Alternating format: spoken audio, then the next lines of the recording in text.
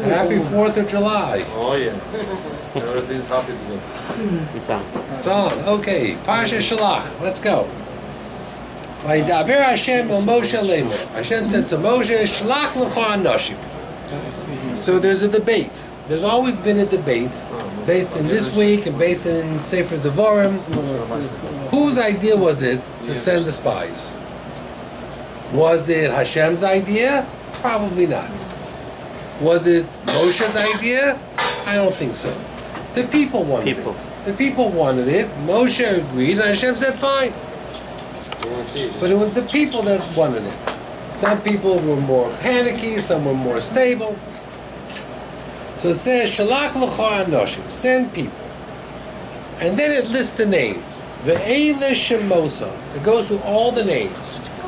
Yes. How many spies were sent? 12. Which Shevet did not send a spy? Levi. How did you still get 12? Because you had Ephraim and Menashe. And then you have a list of the names. Okay? So now let's understand something. There's a Gemara in Sota. The Gemara in Sota says as follows. Tanya, we learned in a Bryks. Omar Rav Yitzchak. Dovar zeh mesodes biyodeinu me'avoseinu. The following is a tradition we have. Listen carefully. Miraglim al shem ma'aseyem nikru. The names of the spies, each name was an indication of their rebellion against God. What does that mean? What it means is that the Gemara is of the opinion that a person's name has an impact as the type of person you are. And that their names, you could see in their names problems that they would rebel against Hashem. And all of them. The Gemara says then, V'onu lo also biyodenu elo echad. But we only remember one of them, one of the secrets, one of the insights. Who is that? Sasur ben Michael. Who is Sasur ben Michael? Lamata Asher. His name was Sasur ben Michael. So the Gemara says Sasur. What does that mean? What kind of a name is Sasur? Shesasar Ma'asav Shel HaKadosh Baruch Hu. He contradicted Hashem. He was rebellion against God. And then it says Ben Michael. Now Michael is a nice name, right? Michael, one of the Malachim. No. She'asa atzmo moch. He made himself poor. As if he said, we can't do this. He had an inferiority complex. I look like a grasshopper in their eyes. We can't win. We're going to lose. So the Gemara says the name is a window into the person's personality. We have to understand that. Omar Rav Yochanan then says, Af Onu. I also had a tradition on another name, Nachbi ben Vovsi. Who is Mr. Nachbi ben Vovsi? Let's go find out where he is. Naftali. So he says, you know what I heard from my teachers? Nachbi shehechvi devorah shel HaKadosh Baruch Hu. He hid Hashem's words. Meaning Hashem showed people were dying so they should go unnoticed.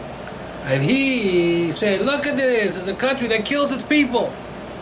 That he took the messages of Hashem, and instead of showing you the truth, he showed you the lie. Ben Vovsi sheposa al midosav shel HaKadosh Baruch Hu. He trampled over HaKadosh Baruch Hu's kindness. Everything Hashem did to show them kindness, he dismissed as being wrong.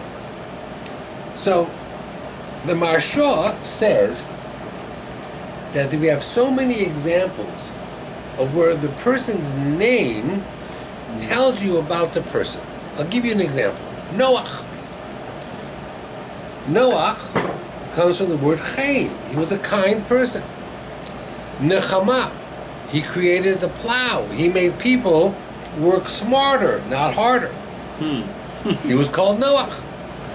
Avraham, Av Hamon Goyim. He was a prince amongst people. Sarah, she was a Sar Hashem, a princess of God. Hagar. She was the first convert to Judaism. Hagar. Hagar has the words Hagar, the convert. Moshe, Miseh, from the sheep. Why was he chosen? The famous story, a sheep ran away, and he put the sheep on his shoulders. So the name Moshe comes from the word Miseh, from the sheep. Batya, Moshe's mother. Hashem said, you took care of my child like your own, I will adopt you like my child. Batya, the daughter of God. So there are so many things. The Gemara says, Shema Gorem. And it makes sense. Because the word for neshama, your soul, the middle two letters is Shin Mem. Shem, your name. So your name is often a reflection of your neshama. Okay? I'll give you an example. A crazy example. There's a name, Machlo. Have you ever heard that name, Machlo? Well, some people will say Machlo means disease, illness.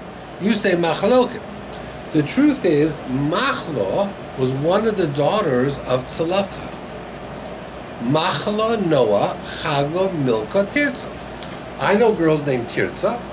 I know girls named Noah.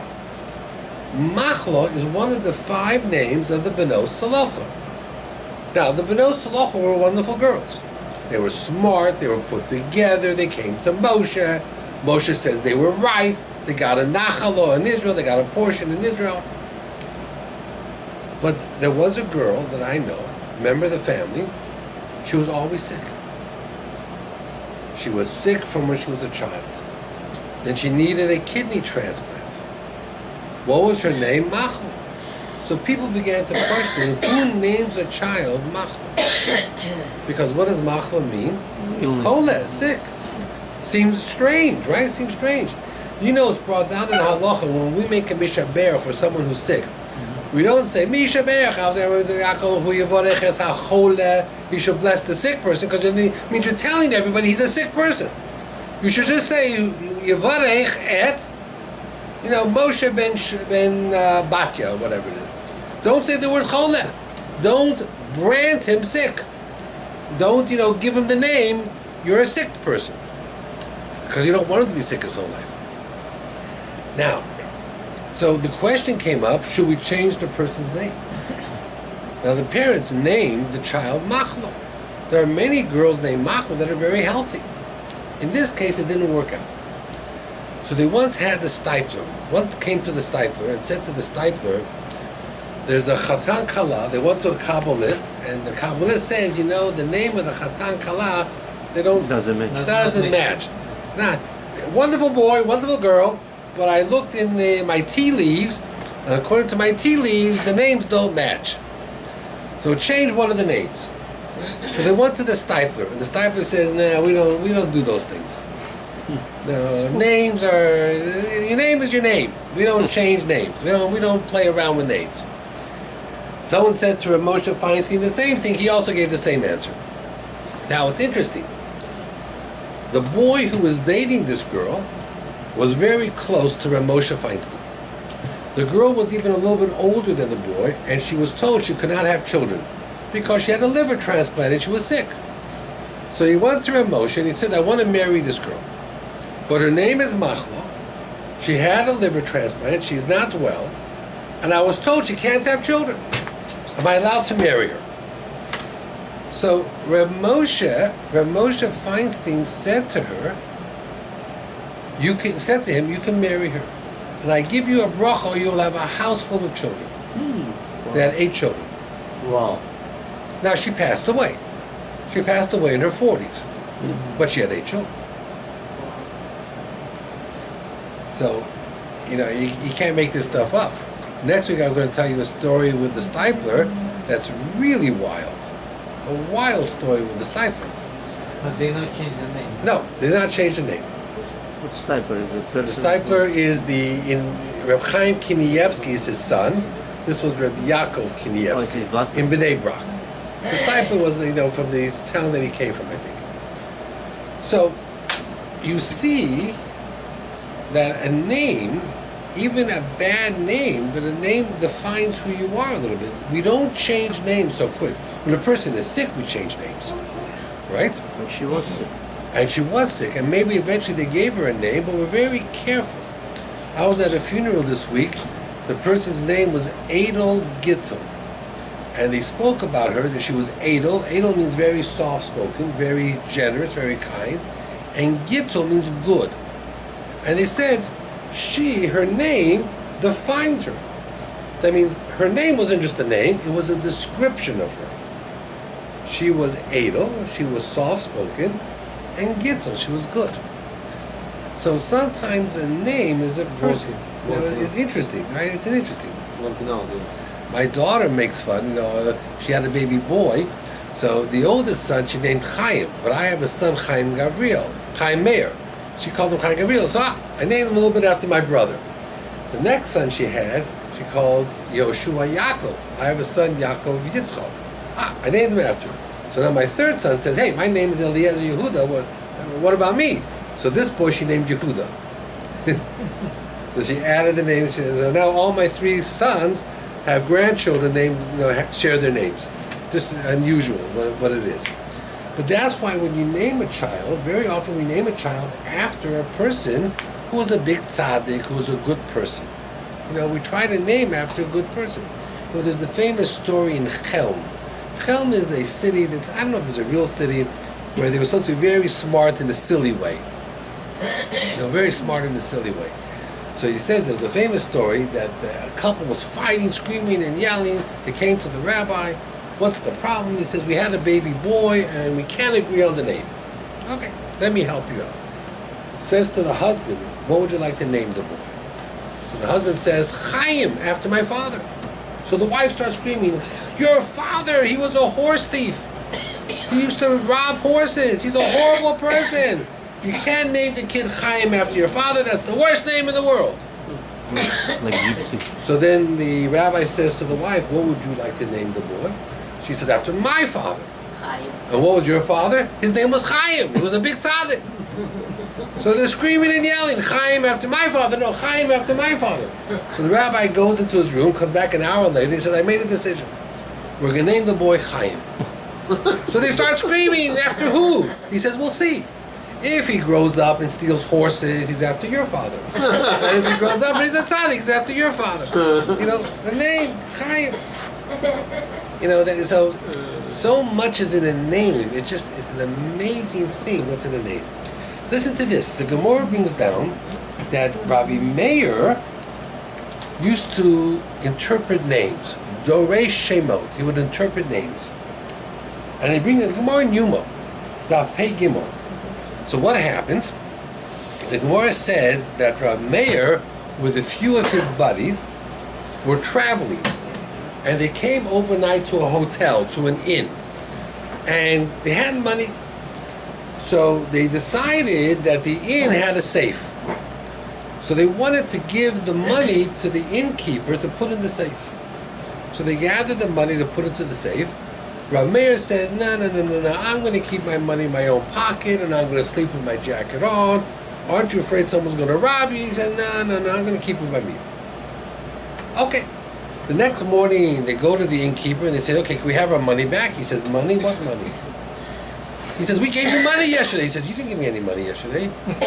You put it in the safe. Well, let's go open the safe. Open the safe. It's empty. Wow. So he stole their money. So they came to Rav Meir and they said to Rav Meir, how did you know he was a thief? So Rav Meir says, didn't you ask him his name? Yeah. What's his name? Kidor. Kidor. So there's a pasuk. The pasuk was, what was that? Idala. Which means what? That's you take your money, go away with you. Okay, well that's what it is. And that's interesting. Because he says there's a pasuk, Kidor tapuchas hema. They are a generation that's dishonest. That's reversed. So Meir says, when I heard his name, I said, there's no way I'm giving him my money. For this scheme. And that's why he kept it on him. So the Gemara says that Rav Meir used to read names. And that's why we say V'kara Shemo b'Yisrael. His name decides a lot of who he is. Take, for example, the name Ruth. Ruth is Gematria 606. When she converted, she had 7 mitzvot. She added another 606, a 613. Yeah. You read the name backwards, it spells the name Tor. Tor in Hebrew is a turtle dove. What's unique about a turtle dove? A turtle dove only has one mate. If the mate dies, they never get remarried. Now, Rus, she had a husband, Machlon, who died. Boaz did Yibum. Boaz died that night. Now remember, Rus was maybe in her 30s. She was a young girl. Did she ever remarry? No. She was like a turtle dove. She had one husband, that was it. She never remarried. But Now, how Gentle. age of Boaz? Gentle. What was the age of Boaz? Boaz was over 100 at the time. What's turtle dive? What's kind of bird? Turtle dove is like a dove. It's a I heard bird. that- Дятел, дятел. О, кукушка. Could be. Could be it was an old Дятел man. же не голубь. Now, Может быть, голубь. it's interesting. She had a son. She named the son Oved. Normally, when you do Yibum, they give the name of the son to the person who died. So she should have named the son her dead husband's name, Machlon. She didn't want to do that because he died young. Well, she could have named him Boaz. But Boaz, she didn't want to do that because he had a very hard life. His wife died, his children died. But the word Oved has the same letters as Boaz. Ayin, Vav, Beis, Boaz has the same letters. And the Dalet and the Zayin you can change. So she used very much the same letters as Boaz, but she changed it a little bit. So we see how careful we have to be with the names. So, and it's important because you give a person a name, a child a name, and then we call the child that name. Like Rabbi Yaakov Kamenetsky was very strict. He never gave 2 names. He always gave 1 name. He wasn't a big believer in 2 names. And he wasn't a believer in nicknames. You know, you give a person a name, and their name is very much describes who they are. And that's why we look at names very much. Names are very important when you choose a name. Okay.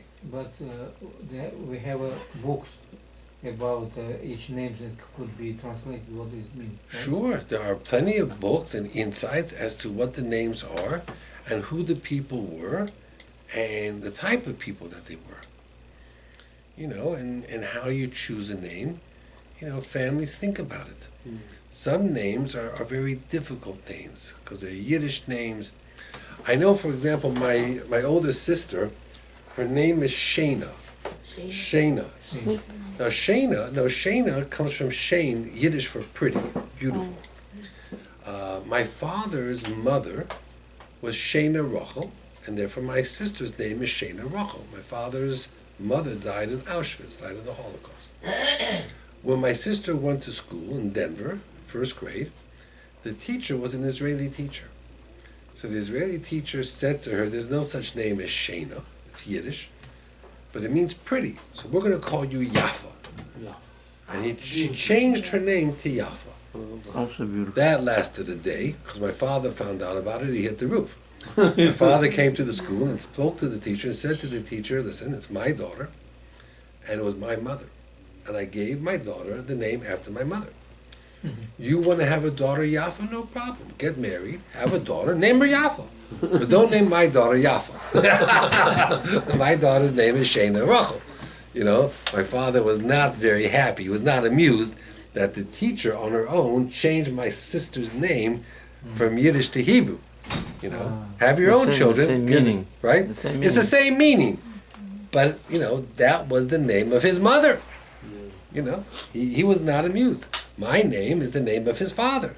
It's just what it is. He named after his parents. He wanted those names. You know, they're just what it is. You know, he was very careful. Anyway, the source, this name of all this name source from Torah. A lot of the names have a source from the Torah, but a lot of the names come from the Gemara. For example, Akiva It's in the Gemara. It's not in the Torah. Alexander is from the Gemara. It's not from the Torah. Oh. Да. You know, it doesn't. It's in the Gemara like that. But then you have famous names, you know, that are all over, you know, in the pasuk as well. You know, you have Yehuda and Yosef and David. David is not in the Torah. Oh, yeah? David is in Navi. There's nobody in the Torah named David. Ben Sion. Ben Zion is probably a name in the Gemara a little bit, but it means a child of Zion, of Israel. You know? Not in Torah either. But it's not in Torah. You don't have that name in the Torah. Binyamin. Binyamin, you have. Binyamin, You have one of Yaakov's children. He It's is Binyamin. Okay. Simcha нет. Ворошенко вот мог сказать. Right. But you take the name No Baruch. Simcha in Torah. Now, Simcha is not in the Torah. Ворошенко And Simcha is an unusual name, because Simcha can be for a boy or for a girl. They have girls named Simcha, like Yonah. I know boys named Yonah, I know girls named Yonah. You can name it like this? Aaron is in Torah. David It's an unusual name. It's a name that boys and girls People, they use. say No. Gabriela, Daniela. Yeah. That's not good because the man name they change it to the woman name. Right, it's transgender. Yeah, gentle. You can't do that. But people do. Yeah, but it's problem. People do. Gabriella is a common name. Daniela, I have a granddaughter, Yeah. Daniela. Yeah, people do whatever they want. I don't think But it's problem. You know, you have a certain thought as to why you do that, and you do it. You know, I have twins named Danielle because Hashem judged me, she said, and found me righteous, and Netanel because the child was a gift from Hashem. The girl name, Nathaniel? Boy. Oh, boy. Netanel. Daniel and Nathaniel? Yeah, two boys, twins.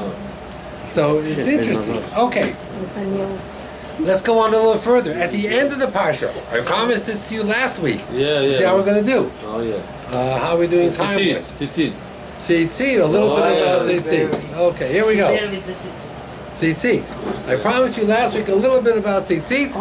Okay, here we go.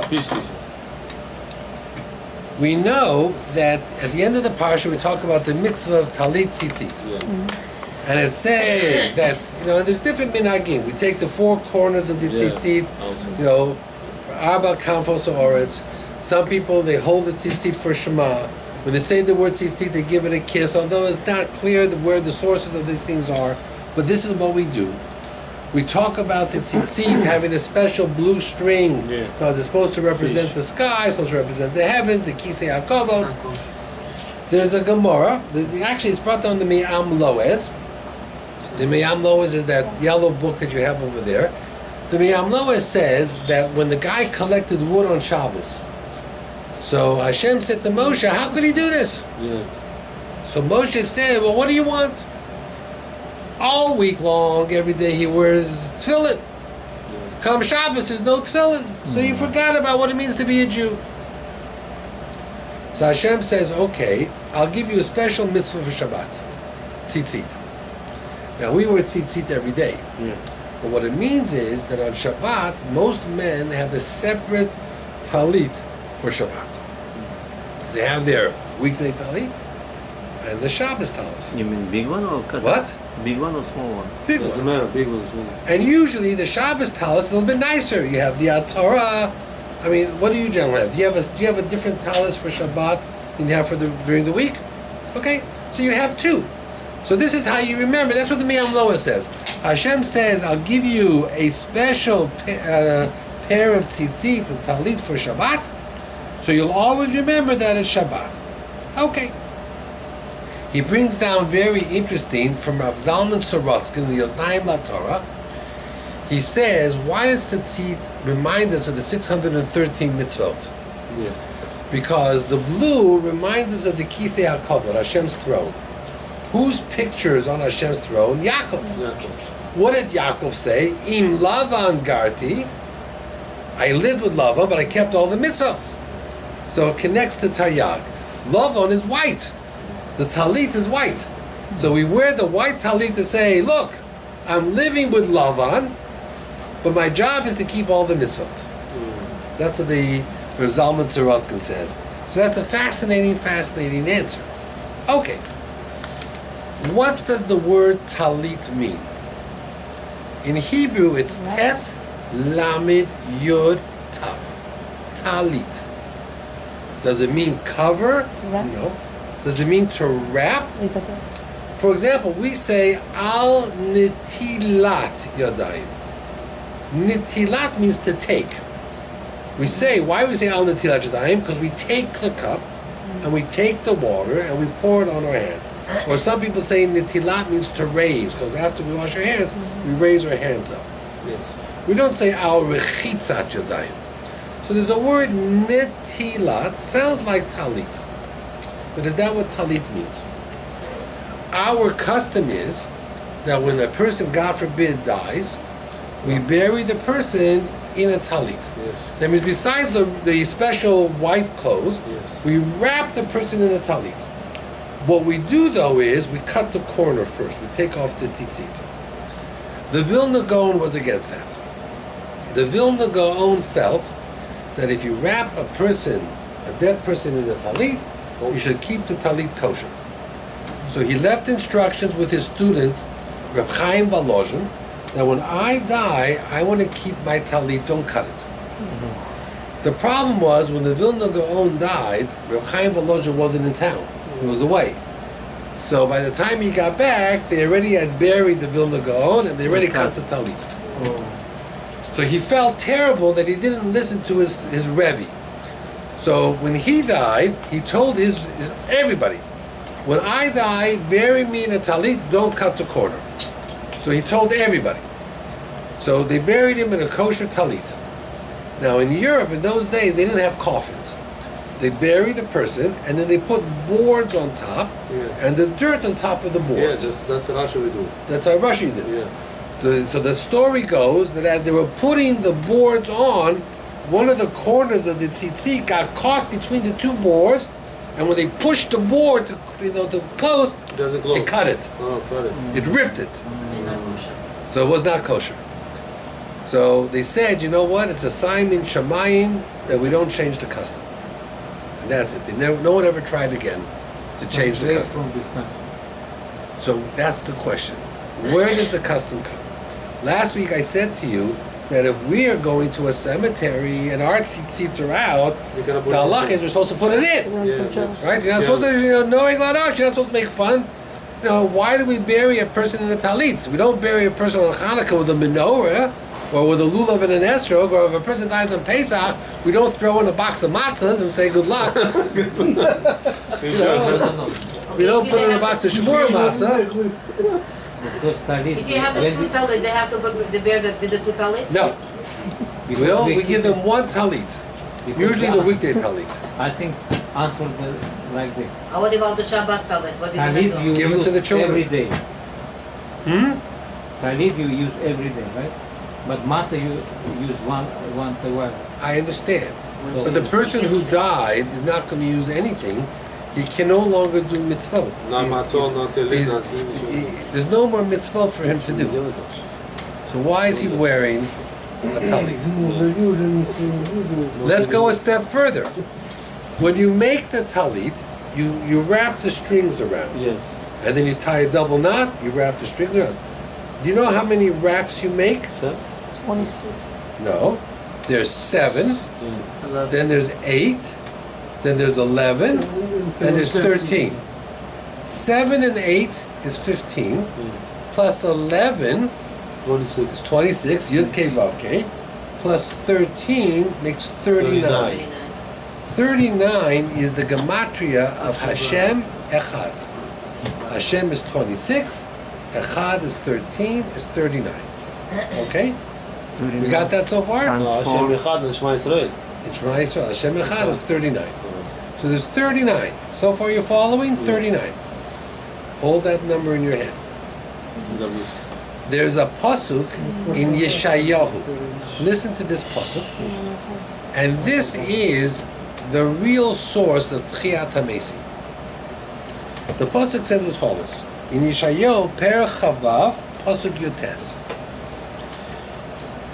The Navi writes, Yechayu Meisecho. Your dead will come back to life. Nevelosi yikumun. Nevelosi means the dead body will stand up. Hakitsu, wake up. Virananu, and sing. Shochnei afar. How do you know this? You say it where? Birkat Eliyahu? It's a Zohar. Zohar. Sichas Eliyahu. Sichas Eliyahu. Yeah. Shochnei are for those who sleep. What's the next words? Ki? Keys. Ki tal, orot, talecho. Tal means the dew of your light, as you do. The Zohar, yes, the Medrashim say that Tchiat HaMesim is going to come, Hashem is going to sprinkle dew, and it's going to wake you up, right? What's the Hebrew word for dew? Tal. That's talit. We wrap the person in a talit that he should get the tal, the dew from Who Hashem. brings that Perush? The Shalom HaKodesh. It's a shocking answer. Yeah. He says the word talit comes from the word tal. And what's the gematria of tal? Tet lamed. 39. The 39 strings that we tied around. Hashem Echad. So he says that the pasuk that talks about Tchiat HaMesim that you say every day shows a reference to the word tal. He says that's talit. That's why we wrap in the talit. That Hashem should give us the dew for Tchiat HaMesim. So we wrap the person in the talit to say to Hashem, He's ready. He's ready. Now, of course, the word orot, tal orot. The word orot, you know what the gematria of the word orot is? 613. Wow. So what's the tal? The dew is going to come through the orot, the 613. But we say the talit resembles 613. So the talit, which represents the 613 mitzvot, comes the tal orot. So it's a fascinating minhag to wrap a dead person in a talit to resemble the tal. It's fascinating, very interesting. Shalom HaKodesh. Okay? So it's just an amazing, amazing insight. Okay. After this Chet of the Meraglim, and I want to go through some of the chuvas of Rabbi Yosef, and then I'm going to go home maybe even early tonight. So I avoid all the traffic and all the drunk drivers. He's checking, he's not here. Yeah, but this one, you said 11 and Is 7, then 8, 11, and 13. Only on Sephardics, tzitzit, no? Well, it's a Beit Yosef, Yeah. but Ashkenazim do the same way. We also do 7, 8, 11, 13. It's just tied different. Time different? Maybe we tie it different, but we count. I do 7, 8, 11, 13. Go figure. This came from Gemara. It's the shulchan. They have a discussion on halacha of the exact amount. One has it comes out to be 40, one comes out to be 39, but that's what it brings down: 7, 8, 11, 13. The Gemara that discusses tefillin tzitzit is in Masechet Menachot. Believe it or not, in Menachot, in the 3rd chapter, they talk about tefillin and mezuzot, chelet, and everything else. Okay, so now, after the Chet Meraglim, there was a small group of people who says, no, we're going to go into Israel. We believe in Hashem. Moshe said, don't go. They went. What happened to them? They got killed. So they asked, Rav Volba, they asked, the fact that they wanted to go, wasn't that like doing teshuvah? You know, everybody cried, we don't want to go, and now they want to go. That's like doing teshuvah. Why didn't Hashem help them? So he brings down, Rav Volba says it down, Rav Fuda says it down. It's very interesting. The Gemara says that the word teshuvah comes from the letter Hey. That if you make a sin, you fall out through the bottom. But if you want to do teshuvah, you go onto the side and you can climb back in from the top. So they always ask, if you fell out through the bottom, why don't you just go back up with the way you fell out? So he says, teshuvah does not mean going back the way you came. It means to change. When a person does an Aveirah, they figure out what the Aveirah is. What was the Aveirah of the spies? They didn't listen to Hashem. So now I'm coming, I'm saying, I'm sorry, we're going to go into Israel. Hashem says, no, I'm going to go anyway. So did they learn anything from their sin? Not at all. He says, if the Aveirah was that you didn't listen to Hashem by pushing yourself and saying, I'm going to go anyway, that's not doing teshuvah.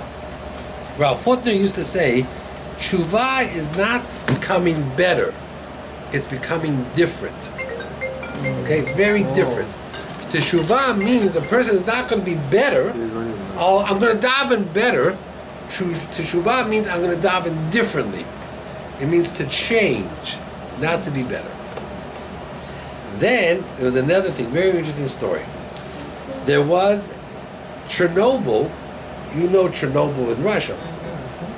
But Chernobyl, years ago, was a Hasidic dynasty from Chernobyl, the Chernobyl Rebbe. And he had 7 sons. Each one was exceptional. Each son was exceptional. And the story goes that the 7 sons of the Chernobyl Rebbe came to a village, and they were having a big Friday night tish, where everybody gathers around for the community. And it was such a special occasion that one of the people of the town brought out a bottle of wine that came from Israel. And you have to remember, in the 1800s, to have a bottle of wine that came from Eretz Yisrael was very special. Nobody had those wines. And the whole town was so amazed, a special occasion. The 7 Rebbes were here. They're going to bring out the bottle of wine. And they gave the oldest one a little bit to drink from the bottle of wine. He made a bracha, and he says, oh, it tastes great. And the next one, it's wonderful. And they go all the way through all 7 sons. The youngest son, when they give him the wine, he doesn't drink. So they ask him, why don't you drink from the bottle of wine? He says, everybody knows I'm a connoisseur. You know what a connoisseur means? It's an English word for a professional wine taster. And I'm afraid that if I taste the wine from Israel, it might be 90% great, but my tongue will taste the 10% that's not good. And I'll think for a moment the wine of Israel is not so special. And to have a bad thought about Israel, I refuse to have. So I'm not going to try. I'm not even going to drink the wine. He says, I learned from the Meraglim that you have to be very, very careful. Now, when you think about what happened in Eretz Yisrael, you only think good things. Now, you realize next year, in the year 2017, it's going to be 50 years since the since the 6-Day War. So people who were there, I know people who were there during the 6-Day War. So it's going to be interesting to see what articles are written, because that was a very unusual time. I found a bullet for the 6-Day War. For the 6-Day War. It's going to be very unusual to see the article. In 1966. 1967, June. So we'll see what's going to be written. 50 years. Was Rabbi in that war? No, I was in the Yom Kippur War. 72? 73. Yes. 72 was still How the old good was days. the Rabbi? I don't give those secrets out. Now, my sister told me, my brother came back from Israel, they found 2 magnets, very interesting magnets. He didn't buy it, he should have bought it. One magnet, listen to this, one magnet shows a guy on a bicycle going up the hill, and he's sweating, you see water coming out. The other magnet is a guy on a bicycle going downhill, and you see his hair blowing in the wind. And it says on the magnet, if you're sweating, it means you're going up. If life's a breeze, easy, it means you're going down. So the lesson is very simple. People want life to be easy. But when life is too easy, you're going down, you're not growing. When it's a struggle, when you're sweating, it means you're going up. So the magnet is a great musser, So we have to make it here itself. You have to make it where life is a little bit more struggle. Now, there's a famous... These magnets we can make it itself. Yeah, we can make it. Now that we know the story, now I know the secret. Moshe said to the people as follows. You should look at the land. And then you should say, it says, if it's fat, if it's not. So he wants to know, what was some of the things he says? He asked, Im yeshbo eitz o ayin. Does it have Okay.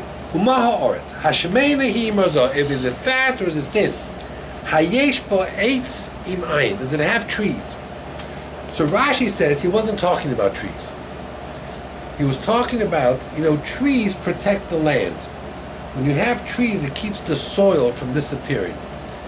So he says, Hayesh bo eitz means tzaddikim. Do they have good people that protect them? So the Satmar Rebbe once asked, how do you know if a community has good people or not? How do you know? By trees. What? Trees? So he says, trees have fruit. You know a tree is a good tree because it has fruit. He says, you want to know if a person's a good person? Look at the students. Look at the children. That means go to the schools. See how the kids behave in school. If the kids behave in school well, it means they have good teachers, good role models. But if they don't behave well, it often is a reflection of the home and the teachers. So Moshe said, you want to check if they have protection or not? Check out the schools. That's what he told the Meraglim. In the end, the Meraglim did whatever they did. Now, why did Moshe give a bracha to Yehoshua? Why was he worried about Yehoshua? He was smart. He was learning. Because Yehoshua was more than just his Talmud. It's interesting. He was learning. They say that when last week Yehoshua heard that Moshe would die, Yehoshua got very upset. Because Yehoshua said, I don't want my Rebbe to die. So Moshe thought that if the Meraglim go and they go into Israel and he would die, who would be the one to try to stop that would be Yehoshua. Because Yehoshua connected the two. So he gave a special bracha to Yehoshua. Okay. Some questions here, very interesting questions from Rabbi Vadi Yosef. Listen to this question. Tell me what you would say in this case. Okay? What you would say in this case. And I had a girl send me a question. Is she allowed to do certain renovations during the week of Tisha B'Av, the 9 days? We call them the 9 days. There's 3 weeks and the 9 days. But she, by mistake, wrote, instead of the 9 days, the 10 days.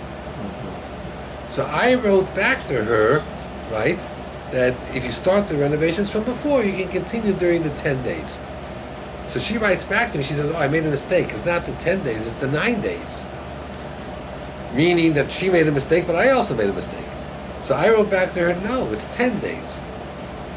Why is it 10 days? Because this year Tisha B'Av falls out on Shabbat. So it's an extra day. It's on Sundays. It's 10 days. So I said to her, no. So she thought she was wrong when she wrote 10 days, but I knew right away what she meant 10 days, because this year Tisha B'Av, it comes out that there's 10 days. It's not 9 days. Okay. Listen to this. So, you gotta be careful. Someone asked Rabbi Vadi Yosef this question. Listen to this question. A husband and wife, both not Jewish, convert, or megayer. Okay? Do they have to now take all their dishes and pots and pans to the mikveh?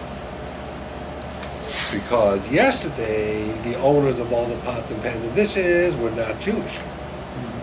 Today, now they're Jewish. So when you have a pot or a pan that you buy from a non-Jew, you have to take it to the mikveh. Yes.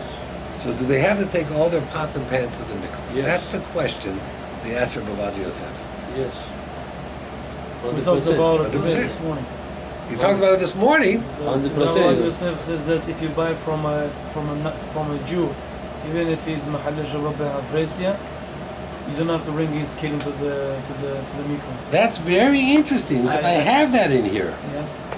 So he says over here, he talks about that. In the Shammai, we talk about the kelim mikveh, and the Rabbi says it.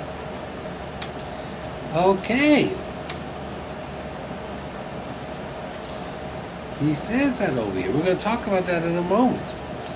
Listen to what he says over here. I'll read it to you. Okay? He paskins, he says, they don't have to take the kelim to the mikveh. They do not. Why? Why? He says that when they go to mikveh, the mikveh not only affects them, but affects everything they own. Oh. So when they become Jewish to the mikvah, their whole house becomes Jewish, even their pots and pans. הגרות בלמדם. And he says,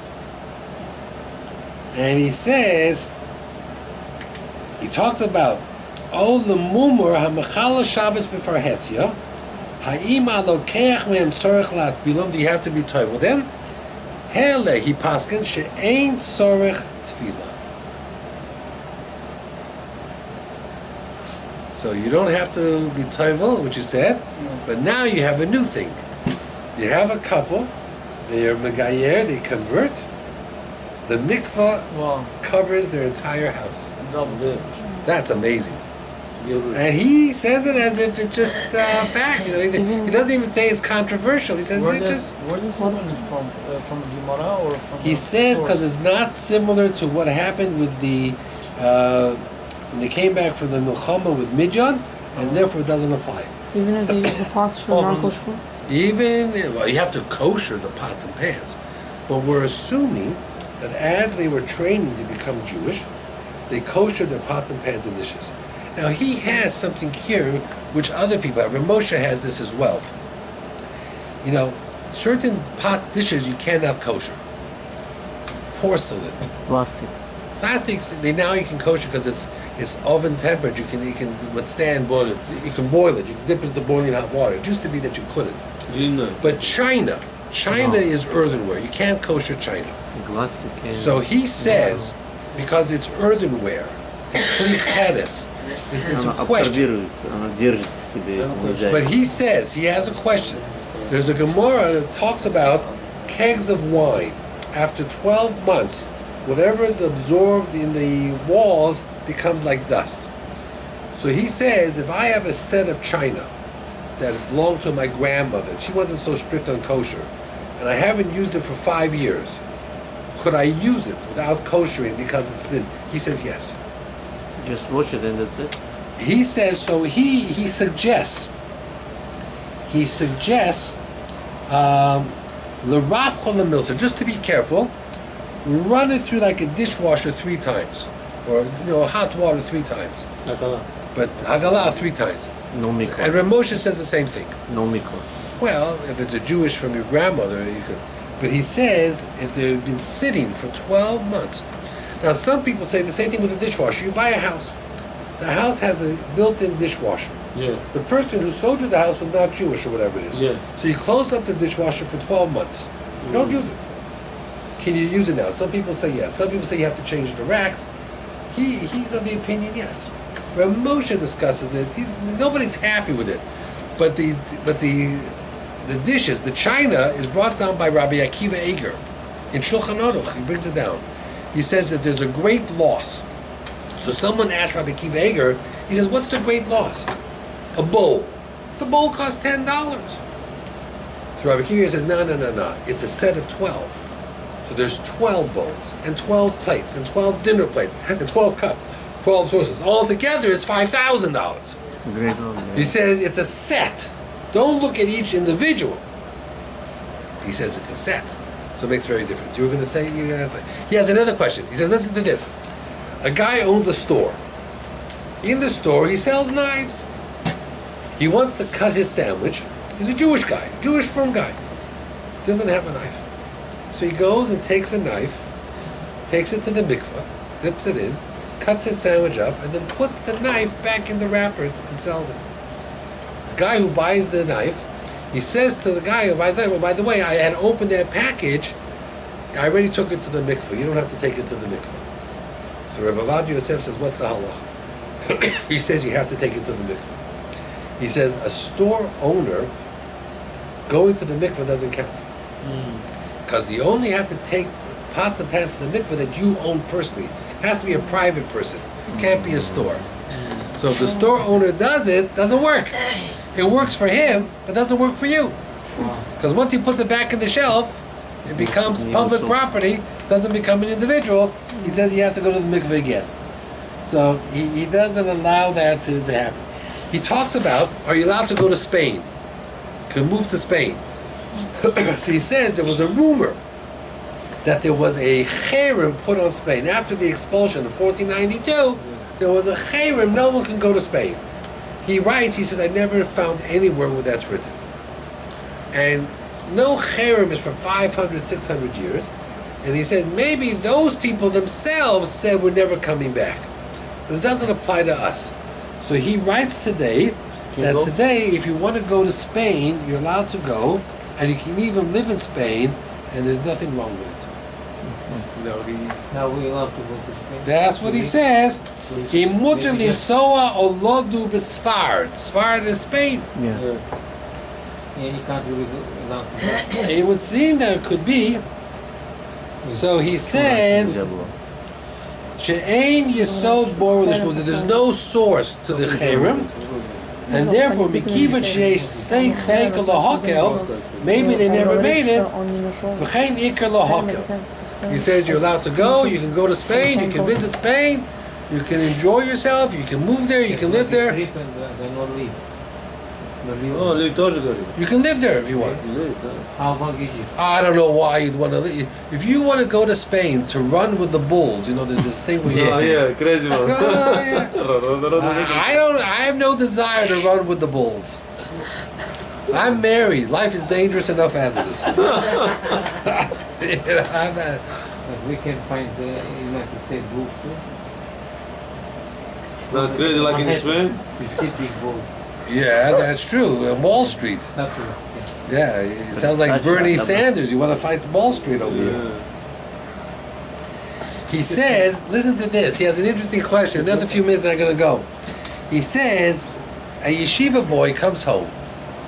So his mother, who loves him dearly, and his father, sometimes when they come home, brings them food, brings them a cup of coffee.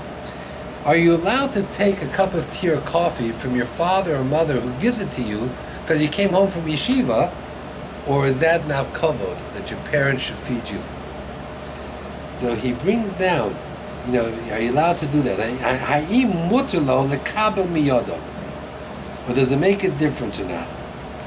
So he says, you should know something. When you come home and your parents give you things, they really are happy to give it to you. And if you respect your parents, you'll accept it. Because that's their joy. You know? And if you turn them down, you're going to pain them, you're going to hurt them. So therefore he says that you're allowed to take it from them and you should be able to enjoy it. He talks about a lot of different things. He says over here, you have a fellow who learned in a conservative school. And now he wants to teach in an Orthodox school. Are you allowed to let him teach? No. He says no. He says he may be very smart, but I question his hashkafa. You know, his background, his training. Yeah. You know, Foundation not good. you shouldn't do it. He says there's some people who don't learn on December 25th. Hasidim don't learn. It's called Nittel Nacht. They don't learn Torah on December 25th at night because of Christmas. Oh. So he asks, should we close the Sephardi yeshiva? Should they be closed also? So he says, you know, I never heard this before. I don't know why they should close it. And therefore he says, as far as I'm concerned, you should learn like regular. No day off, guys. We don't close the schools for Christmas. Sorry. What? No. He says that when you make the bracha by a brit milah, and you know you make the first set of brachot, and then they give the name. He says the person who makes the first set of brachot should drink a little bit of the wine, because he made the Baruch Kriyagofen. Then he says the next part, when he finishes, before he goes into the part giving the name, usually give it to somebody else, you should take a little sip of the wine, and then they fill up the cup again. He says so it should not be a bracha levatala. So he says, Hamavorech al kos hamila. Ha'im chayevet lit'om me'akos b'siyum koret habrit, and he says yes, you should do that. You know, he goes on and on and on. So, you know, that's a few other little things over here. I don't remember how far I got. Something interesting. He says does a child who loses a parent have to sit shiva? Mitam chinuch. So he says, a child does not have to sit shiva. He says, we tear kriya for agmas nefesh, and people should cry to see a little boy. Under 12? Under 13. 13. And, we mechanech him with mitzvos, but v'hamekel b'zeh yesh al malin she'yismo. But a person who's mekel, you have what to be lenient. He talks about doing a tahara. If you have no women to do a tahara, can you use non-Jewish women? He says yes. You can better to use non-Jewish women than men. Okay? He talks about things of that nature. What's tahara mean? What's that mean? To wash the body. Oh. So he says that's what you should do. Why non-Jewish? He says that it's better women wash women instead of men washing women. Oh, if nobody has He talks about a whole bunch of cases where someone was buried in the wrong place. He says Moshe Montefiore, they wanted to bring his body into Israel. Could you do it? And he says yes, you could. He allowed many bodies to be moved in Israel because they were buried in the wrong place. Yeah. So he allowed that. The lady was sorry. She was in a car accident and she was in a room. Right? For so many years. She never see the light outside. She always see that it was a room all the time. She died and they didn't know that she was Jewish. She buried her in a non-Jewish cemetery. And they could move her. Then they find out she was a Jewish when they dig up the body was the same way they buried. The same way it was. And they buried the body in Israel after that. Was body Okay, was, so that's what he said. So even the person buried in the Jewish cemetery, but this different city can rebury in the Israel? Yes, Allowed? he allows. He's very How come our makel. people say it's better don't touch the body? What? Don't touch the body or whatever. Some people say don't touch your body, but he's makel. He allows it. Have a good night, everybody. Enjoy your rest of your night. Thank you, Rabbi. To be continued.